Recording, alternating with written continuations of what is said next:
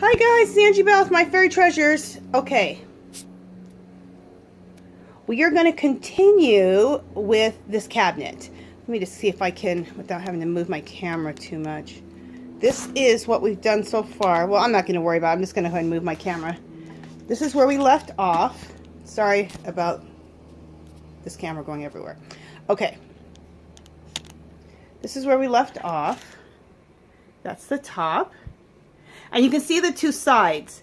This side to the left is a little bit more dingier and deeper, and that looks a little bit newer. The right side doesn't have the brown wax, which is how you seal it when you're using milk paint or chalk paint. It doesn't have the dark wax on it. And you don't have to use a dark wax, but in this case, I want to use a dark wax so that it's so that it kind of dirties and mucks it up a little bit. Just trying to get this darn camera right. Sorry, guys.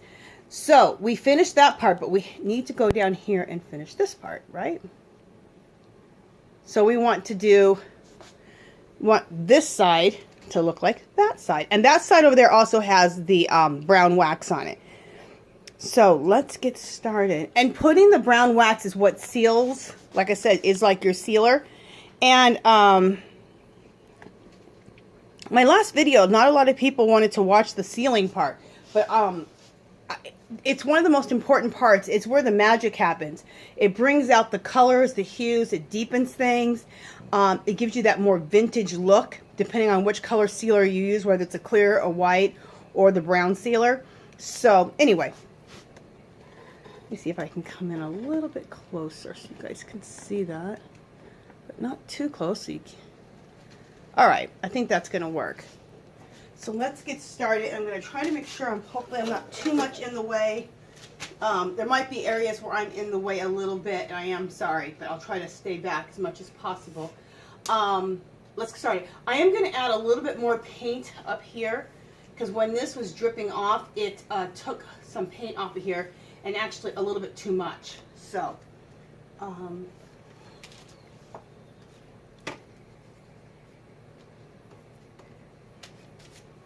and if you don't know how we got to this point, just watch the video right before this one. I think there's two right before this one, yeah. And you'll see how we got to this point.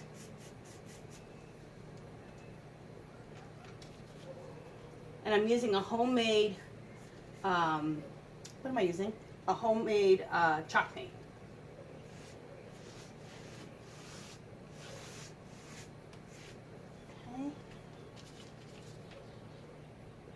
And I'll show you the colors that I'm using too.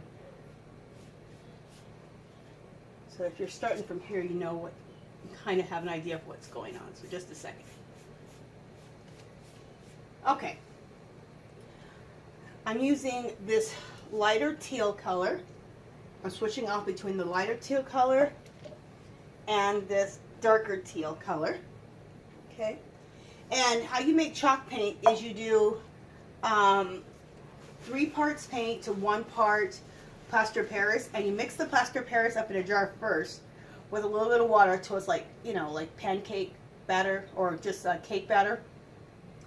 And then you add 3 times as much acrylic paint. You can use just like regular house paint. And I think the house paint is a great idea because, let's see where I'm going to go with this. I think the house paint's a great idea because you can go get the oops paints like at Home Depot or Lowe's and get a really good price on them.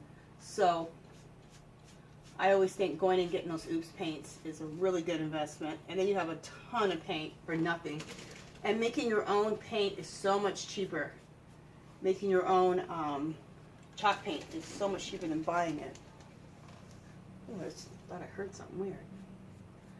So what I'm doing right now is I'm taking these 2 colors and I'm switching them back and forth and blending them into each other, the lighter and the darker. Okay?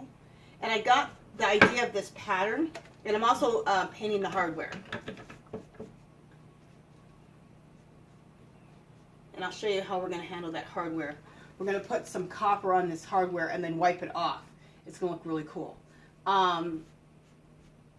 What was I saying? I was saying something, and I forgot the heck I was saying. And anyway, making your own chalk paint is just so economical, and it's very, very nice. Especially that that recipe I told you, the 3-to-1.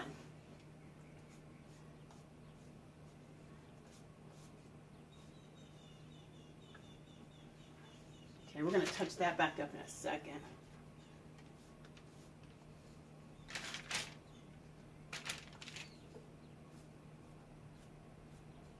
Okay. And not too much in the way. Okay, that looks good.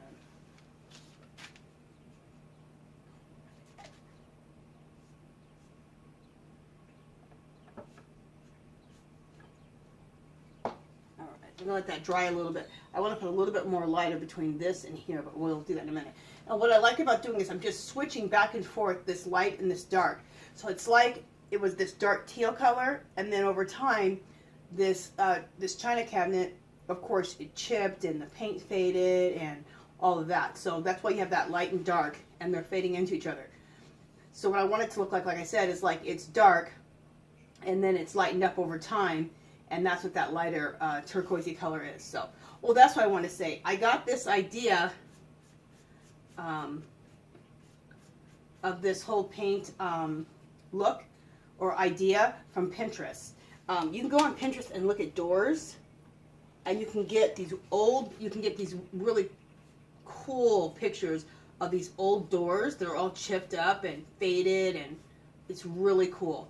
And so this was a picture that I saw on Pinterest of a door, of an old door. And I thought, ooh, that'd be cool to do my china cabinet like that. So I just go back and forth until I get the kind of blend that I want out of them, out of the colors.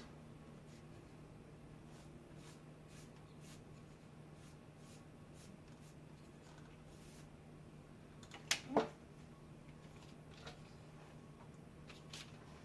A little bit more. There we go.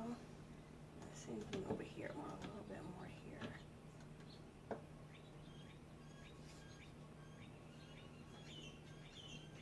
Okay. That looks good. All right, so next,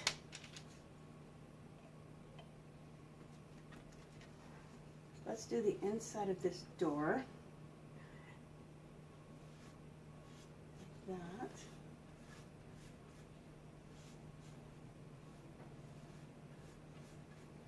And then I want to do the highlight right in the middle with a lighter color.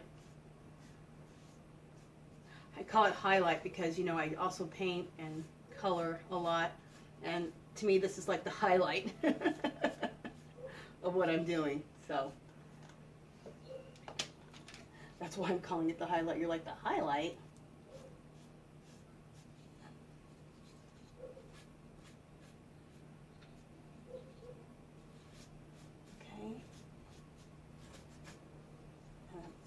Of the lighter color here in the middle.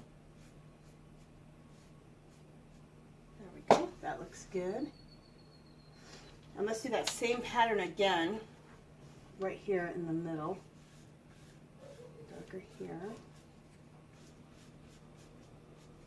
And let's put the lighter turquoise right here in the center. And really blend it up into that darker turquoise. And it doesn't have to be even with the other side. In fact, the less even it is with the other side, the better. So kind of do it, and don't try to do it exactly like the other side. I think that makes it look more real, because of course, if something ages, it's not going to age in the exact same way, right? Right.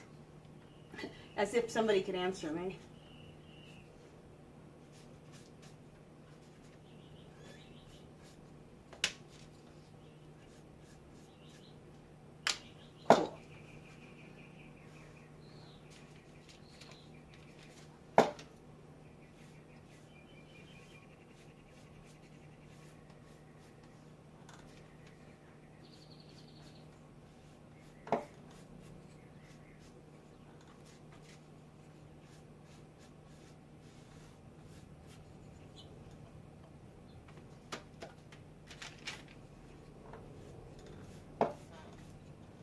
I'm going to be quiet for just a second because I'm just focusing.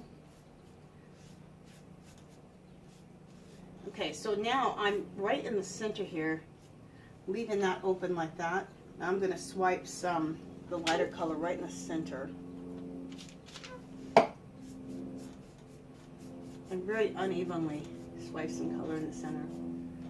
Cool. And then come back with my teal, the darker color, and just kind of go back over it a little bit. And I love that. Okay. Here on the sides, a little bit, I'm going to throw a little bit of light here and there. Okay. Cool. Very nice. Alright, so we're going to do the same thing on this panel here. Let's go all the way around it and get the paint on.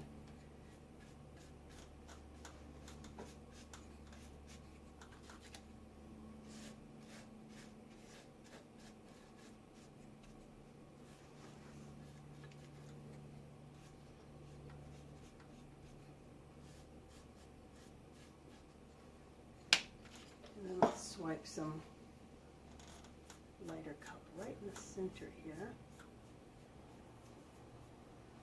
And then let's go back with our darker color and just go right back over that couple of swipes. And going back over the couple of swipes, it kind of starts, blending it together a little bit, so you can't tell where it starts and where it stopped. So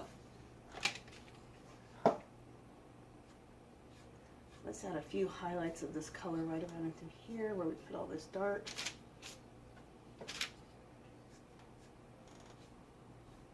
And the highlights in this case is just to make it look, like I said, like where the paint has faded a little bit. That looks good. And let's add a little bit of water to this whole thing. And what the water does is it might cause some drips, which will be great. It'll also have things blend into each other a little bit more, which will be awesome. Okay, we need to do, there's a panel right here in the center, which we need to do. So let's do that really quick.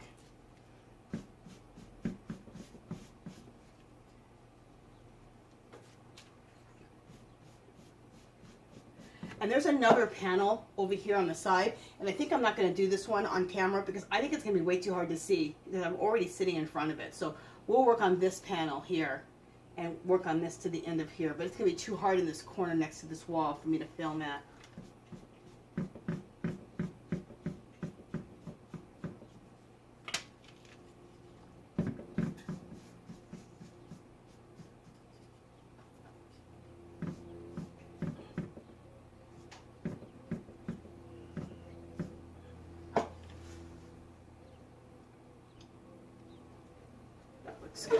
Okay, and then we need to do this up here. Let me just make sure where I'm in frame. Yeah. Make sure you guys can see everything. Yep, you can. Okay, very good.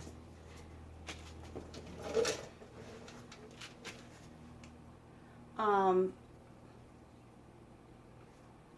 I finish that? Let's go ahead and finish this all the way to here.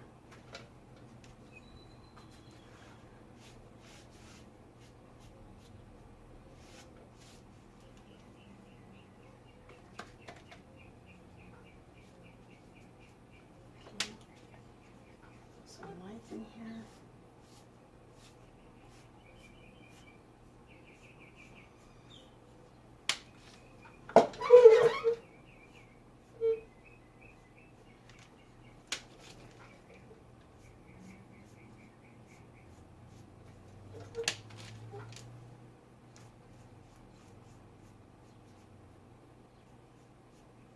Cool.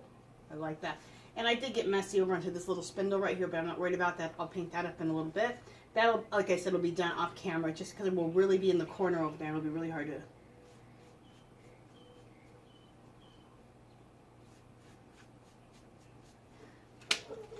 It'll really be hard to see. I think my body, like I said, will be in the way, so... And sometimes you can go ahead and put some light there, but then put some dark right on the side of it, like that. Kind of break things up.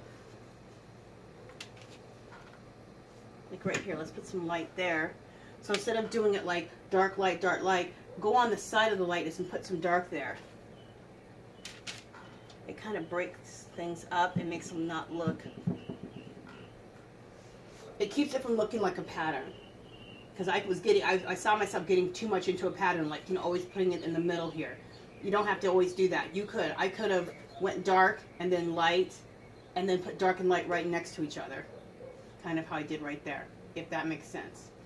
Okay, hopefully I'm making sense. So if I'm talking about it, I'm not making sense, hopefully just by looking, what I'm doing makes sense.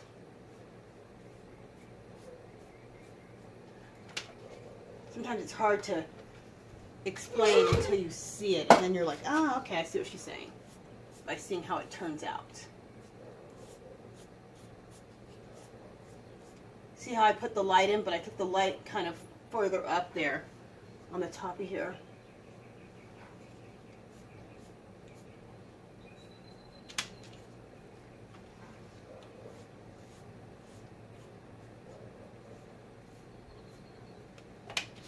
So right now I'm laying it like this. I put the darker teal all the way on top, and I'm putting the lighter color on the bottom here and blending it in.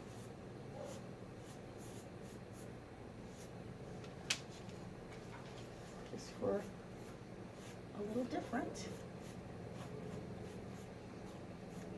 I'm going to put a little dark right down at the bottom, end it with a little light over here in the corner.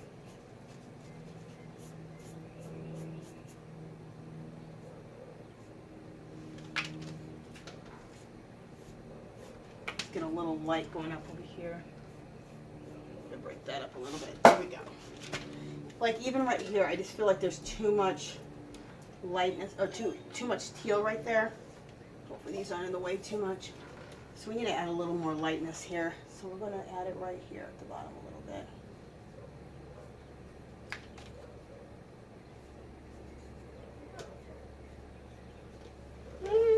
bit. That looks good. I like light.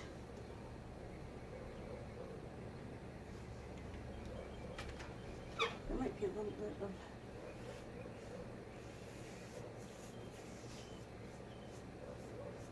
underneath there. We could a little bit more darkness go in there. Okay, that looks good. All right, so now let's put some drips, or let's do the my little aging techniques. Just a second, I just see some stuff here that needs a little bit of work. And you just keep doing things till you like them.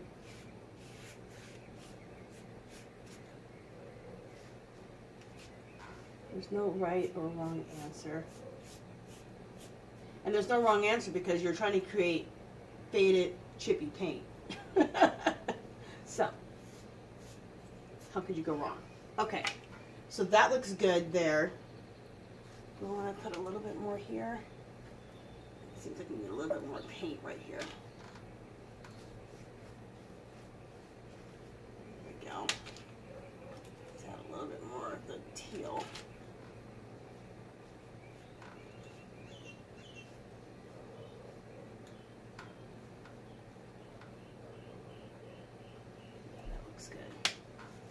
Okay, let me stop messing with it. So now I'm gonna go grab, it'll be just a second, I'm gonna go grab my, my 3 different dark browns so we can do like the, all the distressing. So let me grab that. So we can do a wet distressing. What we call a wet distress.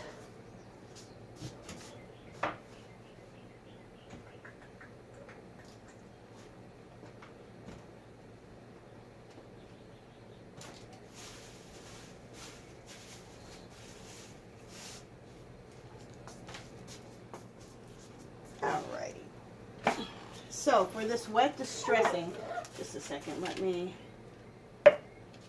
this has to be the most uncomfortable. I love painting the top because I can stand up Here you have to bend over the whole time. It's like uncomfortable. Anyway, I'm going to use 3 different shades of brown. I'm going to use this one, this shade. I'm going to use more of a rust color. And these are all acrylics. These are not chalk paints, and I didn't mix them up like the chalk paint. I'm just using them as acrylics, and you can do that. And then this. And you know what? You don't have to make chalk paint. You can use these same techniques and just use pure acrylic paint. You want to use flat because you kind of want this kind of look. So I would use flat. Unless you're painting, I did a distressed look in my kitchen. And if you're doing that, then you can use like a satin, which is in between a flat and a shiny, so that you can wipe it. So in my kitchen, it is a satin, but I did all these distress techniques, and I did use just acrylic paint. I didn't use chalk paint in there. So, okay. Let me.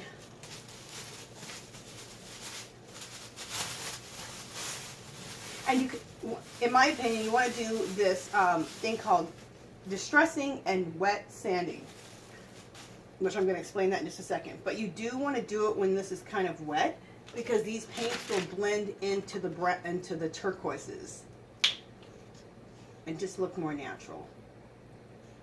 So right now, like I said, we're going to create age, distress. We're going to make it look also like we've sanded the piece and we didn't. And that's the wet distressing. And you do that with the spray bottle by spraying it with water. And if you watch the videos before that, you'll know what I'm about to do. Okay.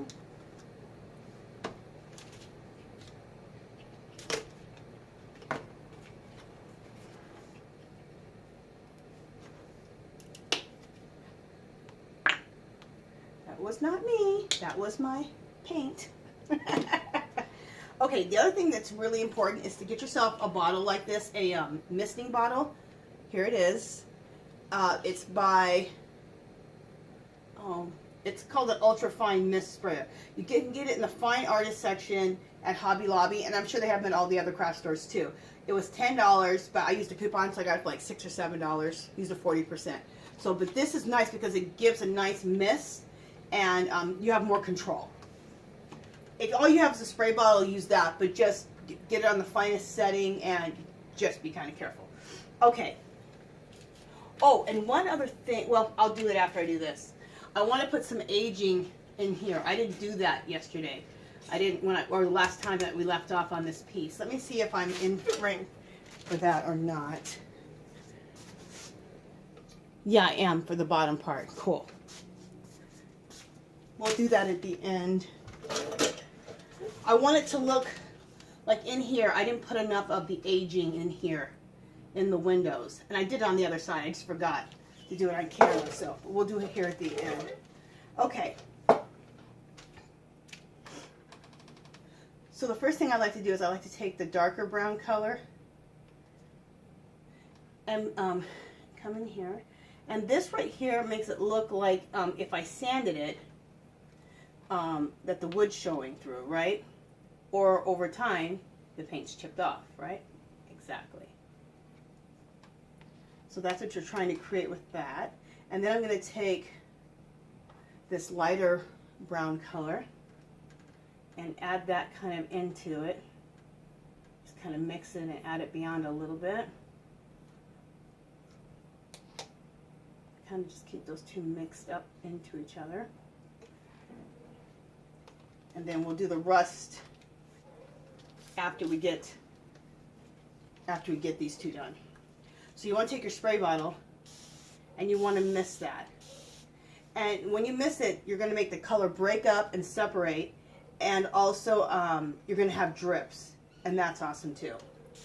And if you end up spraying enough and it exposes some of the wood, like the turquoise comes off and exposes natural wood, that's awesome too. So what you want is you want to see all this separation start. You want to see the drips. Because when it dries, it'll dry like how this other side is dried over here, where it looks like, or even here, it looks like the paint is chipped off. So we're trying to create wear paint chips.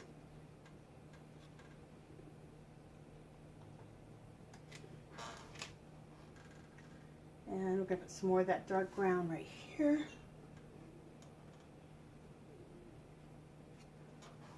Okay. I'll put some of that right here. Kind of got a lot of my spatula right there. If you get a little bit too much on your spatula and you feel like it's too much, just use extra water when you do the spraying. Like, I feel like I got a little too heavy-handed, but I'm going to do the spray bottle here in a second, so we'll be good.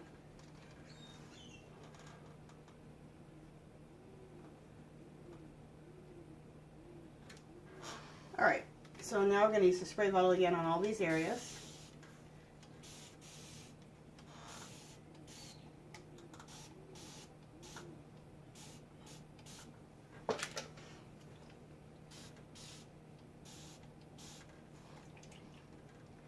And I know you're like, when do we stop spraying? When you start seeing the good separation and things don't look even anymore, that's pretty much what you're looking for.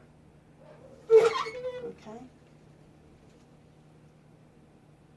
That's perfect. Okay.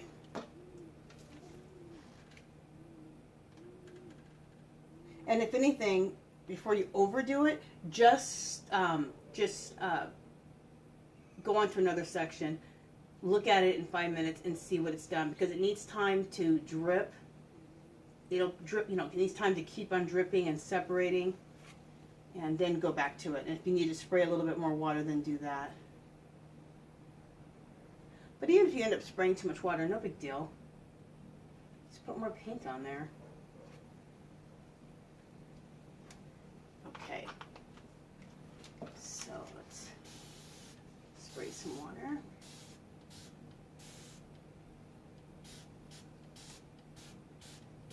There we go.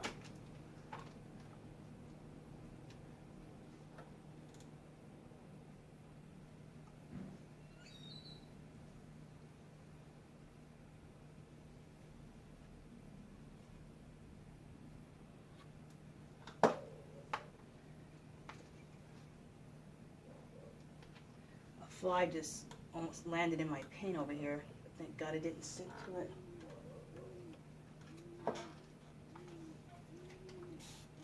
In my last video, it's funny, I have my back door open because I'm right by the door. You can hear the dogs and the birds. And another thing I'm going to do is at the bottom here, I have a lot of water just setting up here, which I don't mind some of it puddling here, but we don't need like a ton of it puddling up.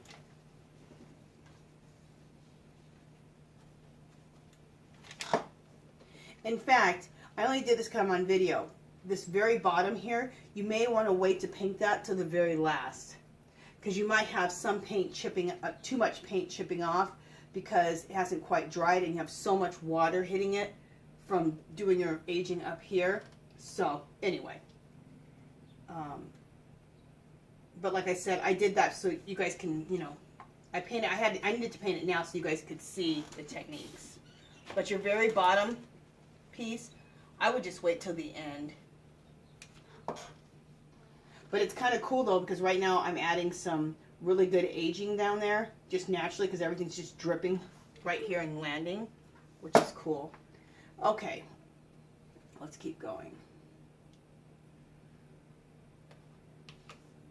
I'm gonna throw some.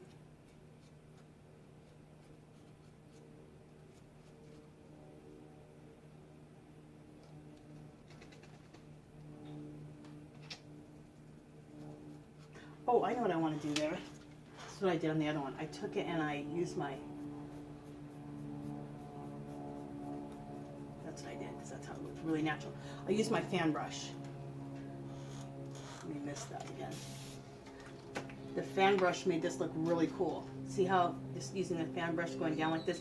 You don't have to use a fan brush. If you only have a regular paintbrush, you can do that. Kind of a stiffer paintbrush will work the best, I think. So... and just lightly just bring some brown there, and then I just hit some of the edges right here, some of the edges on the sides. Okay.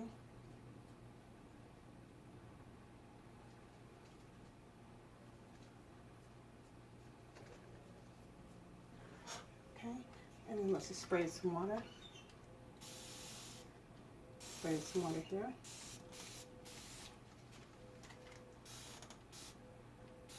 Cool. That looks good. And then, well, we have this fan brush out. I'm going to dip into that dark brown again. The darkest brown that we're using with my fan brush.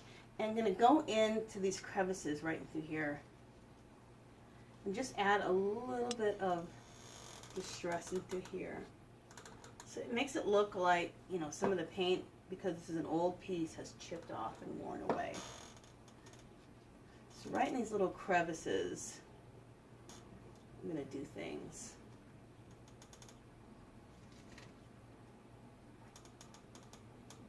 Just adding some age here and there.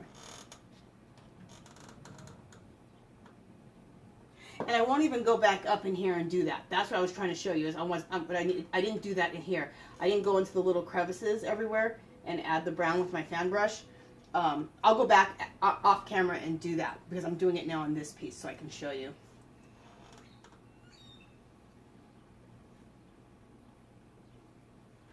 Okay.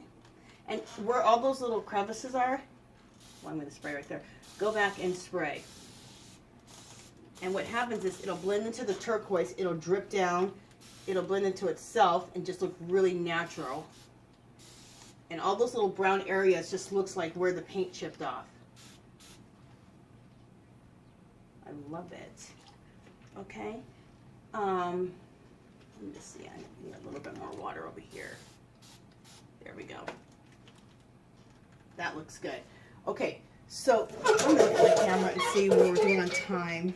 Just a second.